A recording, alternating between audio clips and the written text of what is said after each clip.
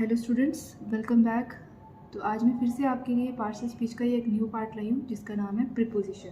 ठीक है, तो प्रीपोजिशन क्या होता है? प्रीपोजिशन एक ऐसा वर्ड जो कि यूज़ किया जाता है नाउन से पहले। ठीक है, नाउन से पहले यूज़ किया जाता है और वो वर्ड क्या करता है, वो किसी दूसरे वर्ड सेंटेंस में किसी दूसरे वर्ड के साथ उसका रिलेशन शो करता है। ठीक है, जैसे आप एग्जांपल में देखो, he goes to college by bus, यानी कि इसमें प्रीपोजिशन क्या है हमारी? टू। ये आपकी प्रीपोजिशन है टू, और उसके बाद ये भी आपकी प्रीपोजिशन है। ठीक है, ये दोनों प्रीपोजिशन है और हमने पढ़ा अभी कि प्रीपोजिशन नाउन से पहले आती है, यानी कि ये हमारी नाउन है, कॉलेज हमारा नाउन है और ये बस भी नाउन है। अब हमने ये भी देखा कि नाउन से पहले जो वर्ड आता है वो प्रीपोजिशन। प्रीपोजिशन हमेशा नाउन से पहले आता है और वो उसी सेंटेंस में किसी दूसरे वर्ड के साथ उसका रिलेशन बताता है। यानी कि बोल रहा है वह कॉलेज जाता है बाय बस, यानी कि कॉलेज जो है हमारा नाउन है और ये कॉलेज कौन जाता है? ही, यानी कि इसका रिलेशन इसके साथ बता रहा है। तो नाउन से पहले हमारा प्रीपोजिशन भी है। तो इसी ये कंडीशन हमारी जो हम डिफाइन पढ़ी ये यहाँ पर फुलफिल हो रही है, इसलिए ये हमारा जो एग्जाम्पल है ये इसमें सूटेबल है। तो प्रीपोजिशन क्या हुआ? एक ऐसा वर्ड जो कि नाउन से पहले आए और वो उसका उसी सेंटेंस में किसी दूसरे वर्ड के साथ भी रिलेशन शो करे, वो होता है हमारा प्रीपोजिशन। तो नेक्स्ट है रूल्स ऑफ प्रीपोजिशन। ठीक है, रूल्स ऑफ प्रीपोजिशन में हम देख रहे हैं कि प्रीपोजिशन जो होती है हमारी नाउन से पहले भी आती है। मतलब नाउन में अगर देखें, जैसे कि हमारी एग्जांपल है the cat ran under the table, तो यहाँ पर हमारी प्रीपोजिशन क्या है? अंडर। ठीक है ना। अब यहाँ पर नाउन क्या हमारा? ये द कार। तो नाउन से पहले प्रीपोजिशन यूज़ होती है। इसका एक रूल ये है कि जो हमारी प्रीपोजिशन है वो नाउन से पहले भी आती है, और एक प्रीपोजिशन का रूल ये भी है कि ये प्रोनाउन से पहले भी आता है। जैसे all sits beside me in class, यानी कि all sit beside me in class में ये जो मी है हमारा ये प्रोनाउन है और इसके बाद हमारा मी नहीं, इन हमारी प्रीपोजिशन है, इन भी प्रीपोजिशन है और ये बिसाइड भी प्रीपोजिशन है। तो यहाँ पे प्रोनाउन से पहले हमारा बिसाइड वर्ड यूज़ हो रहा है, मतलब प्रोनाउन से पहले भी प्रीपोजिशन यूज़ होती है। एक रूल ये भी है इसका।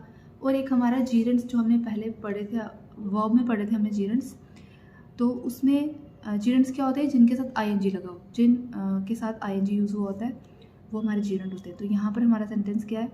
He told the joke without laughing, यानी कि ये हमारा जीरेंट है। तो इससे पहले प्रीपोजिशन यूज़ होती है। एक रूल ये भी है हमारा। ठीक है, फिर नेक्स्ट रूल है हमारा फ्रेज। फ्रेज क्या होती है? जिसमें हमारा सब्जेक्ट ना हो।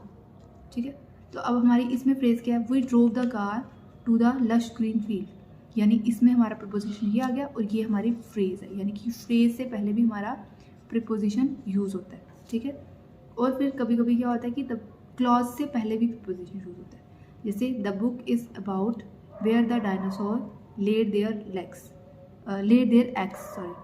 तो यहाँ पर हमारा क्लॉज क्या है? ये पूरा the dinosaur laid their eggs. Clause होते हैं जिसमें हमारा सब्जेक्ट भी हो और हमारी वर्ब भी हो।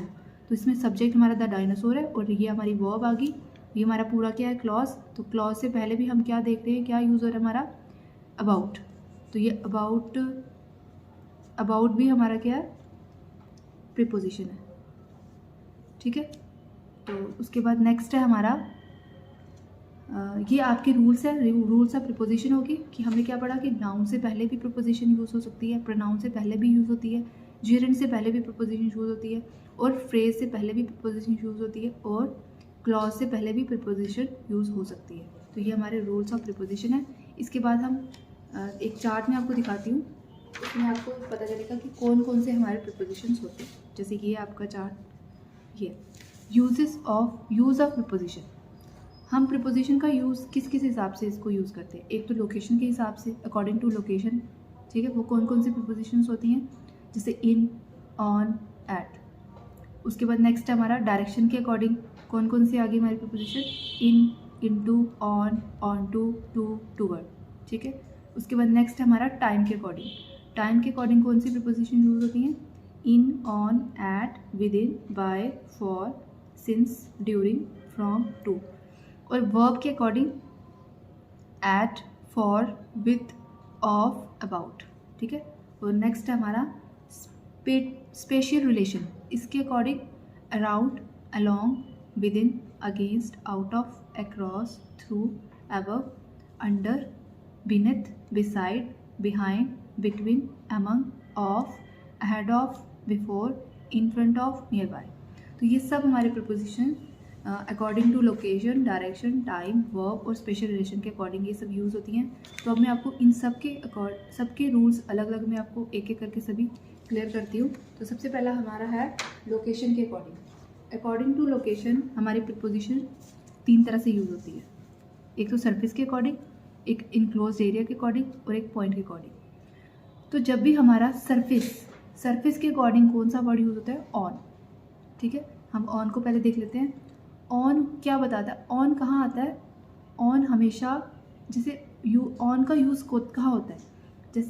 जैसे मैंने यहाँ ये कार्डबोर्ड है, इसके ऊपर मैंने पेन रखा, मतलब ये सरफेस एरिया है। ठीक है, ये सरफेस है और सरफेस के ऊपर जब मैंने कोई नाउन, कोई चीज़ रखी, कुछ भी रखा, तो वो उसके साथ एक तो अटैच भी हो रही है ना, उसके साथ अटैच भी हो रही है, उसके टच में भी आ रही है।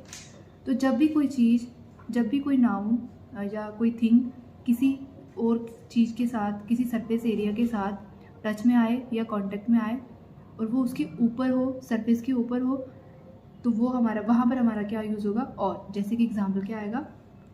ऑन द, जैसे हम यूज़ करते हैं ऑन द टेबल, जैसे मैंने कप रख दिया टेबल के ऊपर, तो the cup is on the table. ठीक है, the pen is on the table, या ball is on the floor. ठीक है, जैसे ऑन द चेयर। ये ऑन हम सरफेस के लिए यूज़ करते हैं, और किसके लिए? जब कोई चीज़ किसी सरफेस के ऊपर हो, ठीक, और उसके टच, मतलब अटैच हो उसके साथ या टच में आ रही हो उसके, वहाँ पर हम ऑन यूज़ करते हैं। ठीक है, अब नेक्स्ट है हमारा इनक्लोज एरिया। इनक्लोज एरिया हो गया कि जो ऐसा एरिया जो बिल्कुल क्लोज हो, मतलब सभी साइडों से वो क्लोज हो। ठीक है, जैसे बॉक्स हो गया, बॉक्स के बीच में, तो इन वहाँ आता है इनक्लोज एरिया के लिए। तो इन हमको क्या बताता है? बेसिकली मतलब जैसे हम बोलते हैं कि जैसे हमने बॉक्स के बीच में एक पेन रख दिया, तो हम बोलेंगे कि जो पेन है वो बॉक्स में है, तो वहाँ पर इन आएगा, जैसे in a box, in a room, in a country. ठीक है, तो क्या होगा? When something is inside something, तो वहाँ पर हमारा क्या यूज़ होगा? इन। ठीक है, क्लियर हो गया? अब उसके बाद नेक्स्ट है पॉइंट। पॉइंट आ गया, पॉइंट के लिए हम यूज़ करते हैं ऐट। तो ऐट हमें क्या बताता है? ऐट वहाँ यूज़ होता है जहाँ पर हम किसी स्पेसिफिक लोकेशन को, किसी स्पेसिफिक पॉइंट के बारे में अगर हम बता रहे हैं, मतलब जैसे मैं आपको कुछ स्पेशल, मतलब एग्जैक्ट आपको कोई लोकेशन बता रही हूँ कि मैं यहाँ पर हूँ। जैसे एग्जांपल लिखिए, आपको यहाँ से क्लियर होगा। जैसे she is waiting at the entrance, है ना, तो मतलब जैसे पूरा बहुत बड़ी बिल्डिंग है और उसने कहा कि मैं तुम्हारा एंट्रेंस पे वेट कर रही हूँ, तो उसने बिल्कुल एग्जैक्ट पॉइंट बता के मैं बिल्कुल एंट्रेंस पे वेट कर रही हूँ, तो वहाँ पर हम ऐट यूज़ करेंगे। एग्जैक्ट मतलब जब हम किसी को अपनी पोजीशन बताते हैं या एग्जैक्ट लोकेशन बताते हैं, वहाँ पर हम ऐट यूज़ करते हैं। जैसे पूरा रूम है, अब रूम में मैं आपको एक लोकेशन बता रही हूँ, जैसे डोर, तो ऐट द डोर। जैसे मैंने कहा कि मेरा जो पेन है वो डोर में पड़ा है, तो वहाँ पर मैं बताऊँगी पूरे रूम में, मैं पूरे रूम को फोकस नहीं करके सिर्फ डोर पर फोकस कर रही हूँ और बता रही हूँ कि वो डोर में पड़ी है वो चीज़, तो वहाँ पर आपका क्या आएगा? ऐट। ठीक है, जब हम किसी स्पेसिफिक पॉइंट या स्पेसिफिक लोकेशन को बताते हैं या फिर हम किसी एग्जैक्ट पोजीशन शो करते हैं, जब हम कोई एग्जैक्ट पोजीशन को शो करेंगे, वहाँ पर हमारा ऐट यूज़ होगा। ठीक है, जैसे अब आपके सामने एक नोट है, एग्जाम्पल है, she is at the library. ठीक है, और एक है she is in the library. अब यहाँ पर ऐट जो यूज़ हुआ है वो क्या बता रहा है हमको? इसका मतलब ये बता रहा है कि हम किस पर कर रहे हैं फोकस? उस लोकेशन पे, मतलब हमने बताया कि वो लाइब्रेरी में है, जैसे कि बहुत बड़ा स्कूल होगा, तो अब वो लाइब्रेरी में है, तो इसलिए उसने अपनी बिल्कुल एग्जैक्ट पोजीशन बताई, एग्जैक्ट अपनी लोकेशन बताई कि एट द लाइब्रेरी। इसका मतलब वो स्कूल में तो है, लेकिन वो कहाँ पर है? स्कूल में, लाइब्रेरी में है, तो वहाँ पर हम एट यूज़ कर रहे हैं। नेक्स्ट है she is in the library, तो यहाँ पर किस पे फोकस हो रहा है? बिल्डिंग पे फोकस हो रहा है, मतलब कि वो बता रहा है कि वो लाइब्रेरी में है, वो पूरी बिल्डिंग के अकॉर्डिंग वो बता रहा है कि वो सिर्फ लाइब्रेरी में है। ठीक है, अब उसके बाद नेक्स्ट है आपका डायरेक्शन के अकॉर्डिंग। तो डायरेक्शन के अकॉर्डिंग हम देखेंगे क्या क्या आते हैं हमारे। Movement to surface, movement toward on enclosed area और मूवमेंट टू ए डेस्टिनेशन। तो मूवमेंट टू ए सर्विस में कौन कौन आते हैं? ऑन और ऑन टू। ठीक है, और मूवमेंट टूवर्ड इनक्लोज एरिया में आते हैं इन और इन टू। और नेक्स्ट है इसमें डेस्टिनेशन वाले में आएंगे टू और टूवर्ड। ठीक, अब इसमें भी एक और एक एक करके हम पढ़ते हैं। जैसे आपने ऑन का देखा कि ऑन जो होता है वो कहाँ पर आता है, सरफेस पे, ठीक है। कोई चीज़ सरफेस पे है तो वहाँ पर हम ऑन यूज़ करते हैं। अब जो ऑन टू है ना, वो हमारी कौन सी प्रपोजिशन होती है, डायनेमिक प्रपोजिशन होती है, क्योंकि ऑन टू हमारी वहाँ यूज़ होती है जब मूवमेंट हो रही होती है, हमारी कोई चीज़ मूवमेंट कर रही है तो वहाँ पर हम ऑन टू वर्ड यूज़ करेंगे। और इनटू भी हम वहीं पर यूज़ करेंगे जब हमारी कोई जो भी नाउन है या जो भी वर्ड होगा हमारा, जो भी थिंग होगी हमारी, वो इसमें होगी, मूवमेंट कर रही होगी, तो वहाँ पर हम इनटू यूज़ करेंगे, ठीक है। अब देखते हैं हम, जैसे एग्जांपल है the dog jumped onto the sofa, है ना। The dog jump onto the sofa, इसमें क्या बोल रहा है कि जो डॉग था वो मतलब उसने क्या किया, सोफ़े पर जंप किया, सोफ़े पर जंप किया। इसका मतलब ऑन टू क्यों यूज़ किया, क्योंकि वो मूवमेंट हुई वहाँ पे, डॉग ने क्या किया अपना, मतलब वो मोशन में आ गया, वो उसने मूवमेंट की और वो उसने जंप करके सोफ़े पर, मतलब सोफ़े पर उसने जंप किया, तो वहाँ पर हम ऑन टू लगाएंगे। अब यही डॉग अगर मैं बोलूँगी द डॉग ले on the sofa all afternoon, मतलब जो डॉग है वो सोफ़े पर ही पूरी शाम, मतलब सारी शाम वो सोफ़े पर ही था, तो वहाँ पर मैंने ऑन किया क्योंकि वो ऑलरेडी उस पर है, सोफ़े पर ही है, वहाँ पर कोई मूवमेंट नहीं हुई, इसलिए हम यहाँ पर ऑन यूज़ करें। और ऑन टू वहाँ यूज़ करेंगे, मतलब दोनों सरफेस की बात करें, बस ये है कि इसमें मूवमेंट होगी और इसमें मूवमेंट नहीं होती, ठीक है। और नेक्स्ट इन और इनटू में भी यही है सेम। इनका आएगा कि जो चीज़ मूवमेंट में नहीं है, और इनटू वहाँ आएगा जहाँ पर वो मूवमेंट हो रही है। जैसे the cake was in the oven, मतलब केक ओवन में है था, यानी ऑलरेडी पड़ा हुआ है, इसमें कोई मूवमेंट नहीं हुई।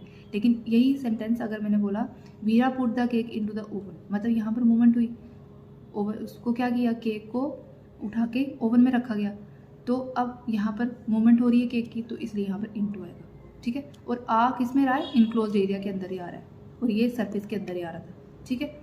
और इसके बाद नेक्स्ट हमारा है डेस्टिनेशन के लिए टू और टूवर्ड। टू और टूवर्ड जो होते हैं, टू जो होता है हमारा वो डेस्टिनेशन के लिए यूज़ होता है, जब हमने डेस्टिनेशन को बताना है तो हम टू यूज़ करेंगे, लेकिन जब हमने डायरेक्शन को यूज़ करना है तब हम टूवर्ड लगाएंगे। जैसे when I saw Ram he saw walking toward his office, जब मैंने राम को देखा वह उसके ऑफिस की तरफ जा रहा था, है ना। तो अब यहाँ पर हम बता रहे हैं डायरेक्शन कि वो ऑफिस की तरफ जा रहा था, इसलिए यहाँ पर हमने डेस्टिनेशन मतलब कि डायरेक्शन बता रहे हैं यहाँ पर, है ना, तभी टू वर्ड यूज़ हुआ। लेकिन ऐसा ही सेंटेंस अगर मैं टू से यूज़ करूँ, जैसे है they will drive to Jammu during the weekend, मतलब अब हम यहाँ पर क्या बता रहे हैं, यहाँ पर हम डेस्टिनेशन बता रहे हैं कि वे जम्मू जाएंगे वीकेंड में, ड्यूरिंग द वीकेंड। तो यहाँ पर हमने क्या बताया, यहाँ पर हमने डेस्टिनेशन बताया कि वे जम्मू जाएंगे, मतलब एग्जैक्ट हमने जगह बता दी, अपना डेस्टिनेशन बता दी, इसलिए यहाँ पर यूज़ किया है टू। लेकिन यहाँ पर हम साइड बता रहे हैं कि वो ऑफिस की तरफ जा रहा है। अब क्या पता वो ऑफिस की तरफ जा रहा है या कहीं और जा रहा है, लेकिन ऑफिस की तरफ जा रहा है, इसलिए हमने यहाँ पर हमको डायरेक्शन बता रहे हैं, हमको यहाँ पर डेस्टिनेशन का नहीं मालूम, ठीक है, तो इसलिए हम यहाँ पर टू वर्ड यूज़ करेंगे। अब इसी तरह नेक्स्ट है हमारा, ये हमारा क्या था, लोकेशन के अकॉर्डिंग। अब हमारा है टाइम के अकॉर्डिंग। टाइम जो है, टाइम के अकॉर्डिंग हमारी प्रिपोजिशन दो तरह से यूज़ होती है, ठीक है। कोई कैसे कैसे, पॉइंट और एक्सटेंडेड। पॉइंट और एक्सटेंडेड में क्या आएगा, पॉइंट्स में तीन तरह की प्रिपोजिशन है, इन, ऑन और एट, और एक्सटेंडेड में भी कुछ आती हैं, कौन कौन सी, during, by, from, within, for, since. अब सबसे पहले हम पॉइंट का देखते हैं। पॉइंट के हिसाब से एट है, एट कहाँ कहाँ लगता है, जब नाइट के टाइम, जैसे नाइट, एट नाइट, है ना। क्लॉक का कुछ भी दिया हो, जैसे 7 o'clock, 5 o'clock, 9:30 o'clock, तो एट वहाँ लगेगा। जैसे ये दिया एट 6:35 PM, या AM PM भी दिया हो तो भी एट लगेगा, मतलब नाइट हो तो भी एट लगेगा, क्लॉक का कुछ दिया हो तो भी एट। अगर कोई हॉलीडे हो, जैसे eight Christmas, at the weekend, तो भी हम एट का यूज़ करेंगे, ठीक है। अब नेक्स्ट है हमारा ऑन। ऑन कहाँ यूज़ होगा, ऑन कोई भी डेज ऑफ द वीक हो, वीक का कोई भी दिन हो उसके साथ भी ऑन यूज़ है, जैसे ऑन मंडे, या डेट्स कोई भी हों, जैसे 5th of June है तो उसके साथ भी ऑन यूज़ किया, या फिर हमारा कोई पर्टिकुलर डे हो, जैसे on my birthday, on the following day, कोई भी पर्टिकुलर खास दिन हो उसके साथ भी हम ऑन यूज़ करते हैं। अब इसी तरह हमारा इन है, इन कहाँ यूज़ होता है, पार्ट्स ऑफ द डे के साथ, कोई भी डे का कोई पार्ट है जैसे मॉर्निंग, इवनिंग, वहाँ पर भी इन यूज़ होगा। मंथ है, मंथ का नाम कोई भी हो, जनवरी, दिसंबर, जून, कुछ भी हो, इन दिसंबर, वहाँ पर भी इन यूज़ होगा। सीज़न कोई भी हो, विंटर, ऑटमन, समर, ठीक है, उसके साथ भी इन यूज़ होगा। ईयर्स कोई भी हो, जैसे 1920, 1947, 2021, इसके साथ भी इन यूज़ होगा।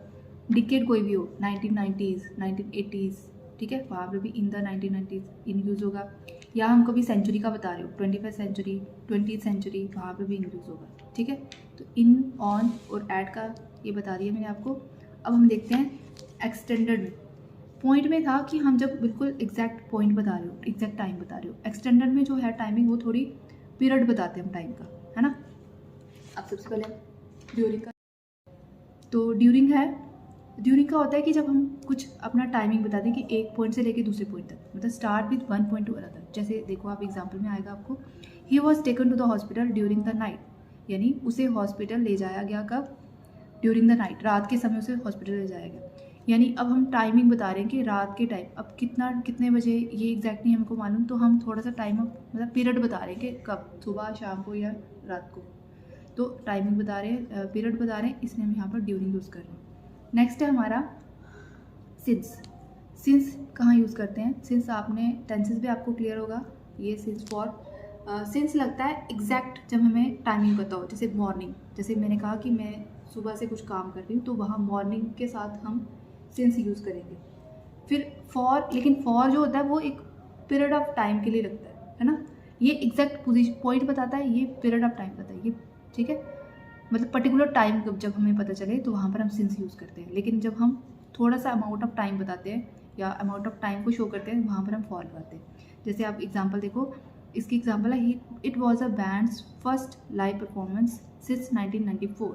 मतलब उसने एग्जैक्ट हमें टाइम बताया, है ना, पर्टिकुलर टाइमिंग बताई कि इस ईयर में। अब ये ईयर हमें बिल्कुल एग्जैक्ट पता है, इसलिए हमने यहाँ पर सिंस लगाया। अब यही एग्जाम्पल अगर उसने बोली ही lived in London for 3 years, अब उसने कहा वो 3 साल से लंदन में रह रहा है, यानी कि अब 3 सालों से क्या पता 3 सालों से रह रहा है या नहीं, या मतलब क्या पता 1 महीना कम हो, क्या पता 1 महीना एक्स्ट्रा होगा। तो वो एग्जैक्ट मतलब आईडी से बोल रहा है कि 3 सालों से, तो इसलिए हमने यहाँ पर फॉर लगाया, ठीक है। अब नेक्स्ट है हमारा फ्रॉम और टू। फ्रॉम टू कहाँ लगता है? Use to show the time when something start, मतलब वो टाइम शो करना जब हमने स्टार्ट किया हो, कहीं से लेकर कहीं तक। मतलब जैसे ये है, we are open from 8 AM to 7 PM every day, यानी कि हम ओपन करते हैं फ्रॉम 8 AM से 7 PM हर रोज़, ठीक है। यानी हमने टाइमिंग यहाँ से शुरू की और यहाँ पर, तो फ्रॉम टू। नेक्स्ट है बाय। बाय आता है हमारा मतलब किसी के द्वारा। बाय का हिंदी में मीनिंग होता है किसी चीज़ के द्वारा। तो इसका सेंटेंस है, I will have it done by tomorrow. मैं ये करूँगा, मतलब मैं ये कल करूँगा, मतलब अपना बताना कि ये मैं कब करूँगा, कब तक कर लूँगा, मतलब टिल तब तक, ठीक है। नेक्स्ट है विदिन। विदिन का हिंदी में मीनिंग होता है के अंदर, मतलब किसी चीज़ के अंदर, यानी हमें अपनी टाइमिंग एग्जैक्ट बता रहा हूँ कि मैं इतने टाइम के अंदर अंदर वो काम कर लूँगा। यानी जैसे एग्जांपल है, Suhana will complete her work within 2 hours। तो सुहाना ने क्या कहा कि वह अपना काम ख़त्म कर लेगी विदिन 2 घंटे के अंदर, मतलब उसने एग्जैक्टली बता दिया 2 घंटे के अंदर कर लेगी। लेकिन यही बाय में बोला गया कि वो कल तक कर लेगी। अब कल कब तक कर लेगी उसने एग्जैक्टली नहीं बताया। तो जब हमें एग्जैक्टली नहीं पता हो तो वहाँ पर बाय लगता है। जब हमें पूरी तरह से कंप्लीट टाइमिंग का पता है कि 2 घंटे के अंदर या 3 घंटे के अंदर या 5 मिनट के अंदर कर लूँगी, तो फिर हम विदिन यूज़ करेंगे, ठीक है। अब ये हमारे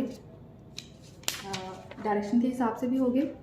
अब हमारा आता है स्पेशल रिलेशन के अकॉर्डिंग, ठीक है। अब स्पेशल रिलेशन के अकॉर्डिंग क्या होगा, हमारा जो प्रीपोजिशन है वो 3 तरह से यूज़ होती है, लिमिट्स के अकॉर्डिंग, रिलेटिव मोमेंट्स के अकॉर्डिंग और रिलेटिव पोजीशन के अकॉर्डिंग। अब लिमिट्स के अकॉर्डिंग भी 3 तरह के हैं, अराउंड, अलोंग और विदिन। सबसे पहले हम इन्हीं को देखते हैं।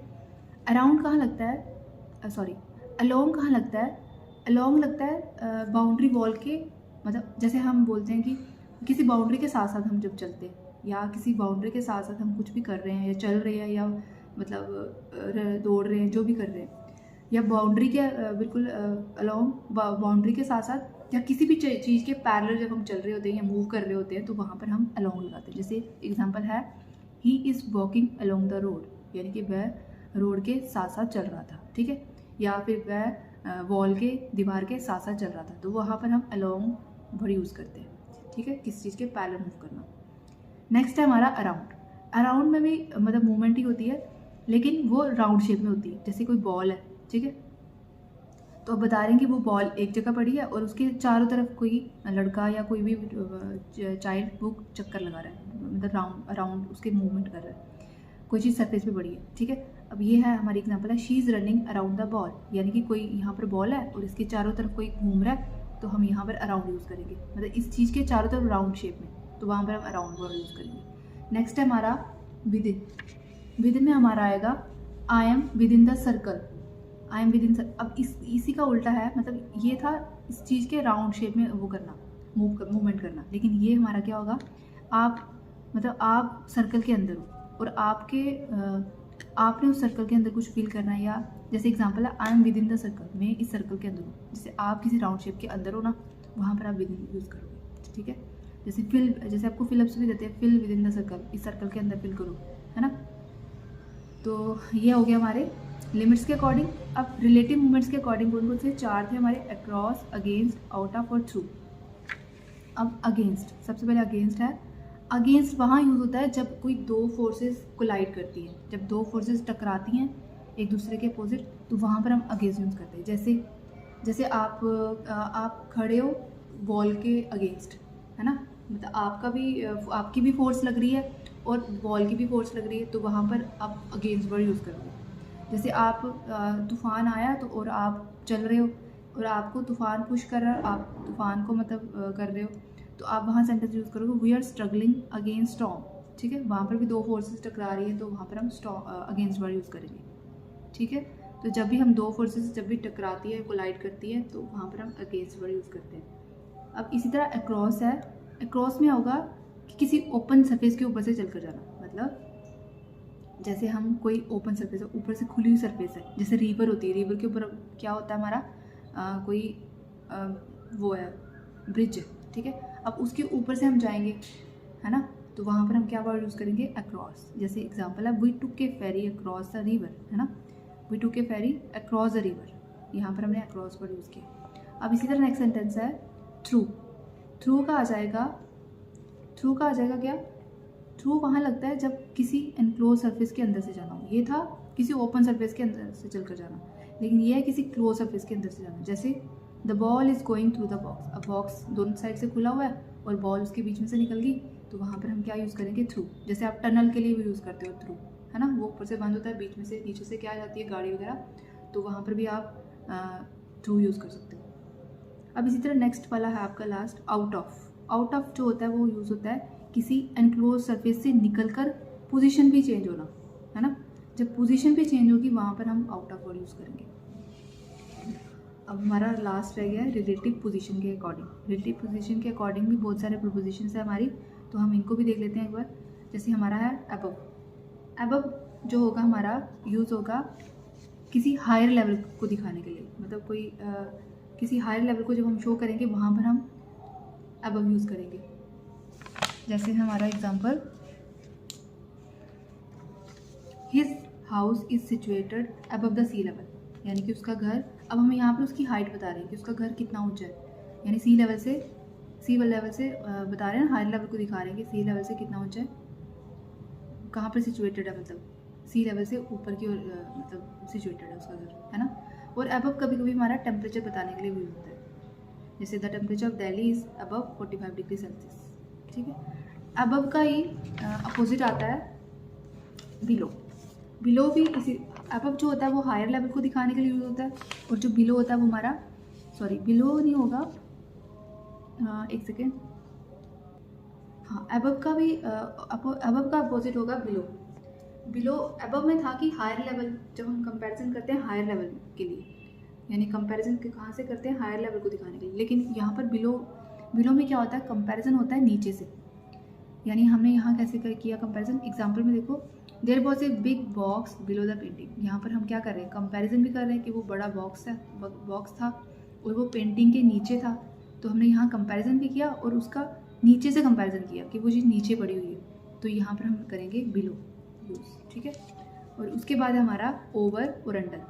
ओवर और अंडर भी आपस में एक दूसरे के अपोजिट होते हैं, जैसे है ओवर का, और हाँ बिलो जो होता है वो हम टेम्परेचर बताने के लिए भी यूज़ करते हैं, ठीक है, जैसे अबव यूज़ करते हैं वैसे ही बिलो भी यूज़ करते हैं। तो हमारा ओवर जो है वो किसी ऊंची चीज़ को दिखाने के लिए ओवर का यूज़ करते हैं, जैसे है a beautiful white bird is flying over the lake, ये ऊंची चीज़ है, हम ऊंची चीज़ को शो कर रहे हैं ना, वाइट बर्ड जो ओवर लेक के ऊपर है, तो वहाँ पर हम ओवर यूज़ किया हमने। अब इसी तरह नेक्स्ट है कोई चीज़ कवर कर रही हो या कॉन्टेक्ट में हो, मतलब एक जैसे हम अपने कानों के ऊपर हाथ रखते हैं, है ना, तो वहाँ पर हमने उस चीज़ को कवर भी किया और उसके कांटेक्ट में भी है, जैसे I put my hands over my years, मतलब ईयर्स के कांटेक्ट में भी है और हमने उसको कवर भी कर रहे हैं तो वहाँ पर हम ओवर वर्ड यूज़ करेंगे। और हमारा जैसे he puts the blanket over his body, अब जो ब्लैंकेट है वो हमारे कॉन्टेक्ट में भी है और हमें कवर भी कर रहा है, इसलिए हमने यहाँ पर ओवर वर्ड यूज़ किया। नेक्स्ट है इसका, किसी नंबर, एज या अमाउंट बताने के लिए भी ओवर वर्ड का यूज़ करते हैं। जैसे है he won the election with over 2 million votes, यहाँ पर भी ओवर का यूज़ है। हमने क्या बताया, कोई अमाउंट बता रहे हैं हम, है ना, तो यहाँ पर भी हम ओवर का यूज़ कर रहे हैं। अब इसी का ऑपोजिट होगा अंडर। इसमें किसी ऊंची चीज़ को दिखाने के लिए ओवर यूज़ करते यहाँ पर। और हाँ, इसमें हम कवर कर रहे थे ऊपर से, है ना, लेकिन इसमें हम कवर करेंगे नीचे से। अब नीचे से कवर करेंगे तो इसका एग्जांपल बनेगा हमारा the cat is under the table, यानी कि कैट को कौन कवर कर रहा है, टेबल, तो कैट नीचे है, यहाँ पर भी अंडर यूज़ किया, है ना, the cat is under the table, यानी कि नीचे से कवर हो रही है। ठीक है, इसके बाद नेक्स्ट है हमारा बिसाइड और बिसाइड्स। बिसाइड होता है पास में, यानी बाय द साइड, और बिसाइड्स होता है के अलावा, यानी कि इन एडिशन टू। अब इनकी एग्जांपल देखो, my office is beside her school, यानी कि मेरा ऑफिस उसके स्कूल के पास है। यहाँ पर हम मतलब उसकी जगह बता रहे हैं, बाय द साइड, मेरा स्कूल के पास में है। लेकिन ये बिसाइड्स जो होता है वो कहाँ होता है, besides the principal all the teachers were there, यानी कि प्रिंसिपल के अलावा सभी टीचर्स वहाँ थे, है ना। यहाँ पर हमने बिसाइड्स के अलावा के लिए यूज़ किया। इसके बाद नेक्स्ट है हमारा बिटवीन। बिटवीन जो होता है वो हमारा, बिटवीन और अमंग भी दोनों आपस में थोड़े मिलते जुलते ही हैं। बिटवीन वहाँ लगता है जब हम दो थिंग्स को सेपरेट कर रहे हो, मतलब कोई दो चीज़ें हैं, वहाँ पर हम बिटवीन का यूज़ करते हैं। जैसे the pencil fail between the books, मतलब दो किताबें हैं और उनके बीच में कोई चीज़ पड़ी, जैसे पेंसिल पड़ी हुई है, तो हम इन दो के बीच में किसी चीज़ को बता रहे हैं तो हम बिटवीन का यूज़ करेंगे यहाँ। और इसी तरह नेक्स्ट है हमारा अमंग। इसमें दो चीज़ों के बीच का सेपरेशन होता है और इसमें ग्रुप ऑफ थिंग्स। जब कोई चीज़ ग्रुप ऑफ थिंग्स के बीच में है ना, वहाँ पर हम अमंग यूज़ करेंगे, लेकिन जब कोई चीज़ दो चीज़ों के बीच में, वहाँ पर हम बिटवीन का यूज़ करेंगे। जैसे the pencil fail among the books, अब बहुत सारी बुक्स होंगी, वहाँ पर बीच में पेंसिल है, इसका मतलब हमने क्या बोला, यहाँ पर बहुत ग्रुप ऑफ थिंग्स थी ना, तो इसके बीच में पेंसिल है, इसलिए हमने यहाँ पर अमंग यूज़ किया। और यहाँ पर दो ही बुक्स थी, तो इसलिए यहाँ पर हमने जो वर्ड यूज़ किया, ये हमने बिटवीन का यूज़ किया। अब इसी तरह इसकी एक और एग्जाम्पल देख लो, the match will be played between India and Pakistan. अब दो कंट्रीज़ की मैं बात कर रही हूँ, इनके बीच में मैच है, तो यहाँ पर हमने बिटवीन का यूज़ किया। इसी तरह my father distributed sweets among 3 boys या 3 चिल्ड्रंस, मतलब 2 से ज़्यादा है, 2-3 बच्चे हैं, उनके बीच में स्वीट्स को डिस्ट्रीब्यूट किया मेरे पापा ने, तो वहाँ पर मैंने क्या वर्ड यूज़ किया, अमंग। ठीक है, उसके बाद नेक्स्ट है हमारा in front of. In front of का मीनिंग होता है हिंदी में के सामने, यानी कि close to the front of something और समवन, या फिर आप ये जो होता है इन फ्रंट ऑफ, ये बिहाइंड का अपोजिट होता है। अब इसके एग्जाम्पल से भी आपको क्लियर होगा, जैसे there is a lake in front of my house, जैसे वो देयर इज़ ए लेक, यहाँ एक लेक थी, मेरे घर के सामने एक लेक है, ऐसे बोलेंगे हमसे, मेरे घर के सामने एक लेक है, यानी कि मेरे घर के बिल्कुल सामने है ना, जो सामने की और चीज़ होगी वो उसके लिए हम इन फ्रंट ऑफ यूज़ करेंगे। लेकिन जो बिहाइंड है वो बैक साइड के लिए बताता है, यानी कि जैसे एग्जाम्पल है the letter had fallen behind the desk, यानी लेटर कहाँ गिर चुका था, डेस्क के पीछे, यानी कि हम बता रहे हैं उसके पीछे। जब कोई चीज़ किसी चीज़ के पीछे चली गई है तो वहाँ पर हम बिहाइंड, और जब कोई सामने चीज़ है तो उसके लिए इन फ्रंट ऑफ। ठीक है, तो आज के लिए इतना ही है। तो आई होप आपको समझ आया होगा थोड़ा सा। आप 1-2 बार इस वीडियोस को देख भी सकते हो, देख के आपको सब डाउट्स क्लियर हो जाएंगे। आज के लिए इतना ही है। Thank you so much. Next time मैं आपके लिए नेक्स्ट कोई टॉपिक लाऊंगी। Thank you so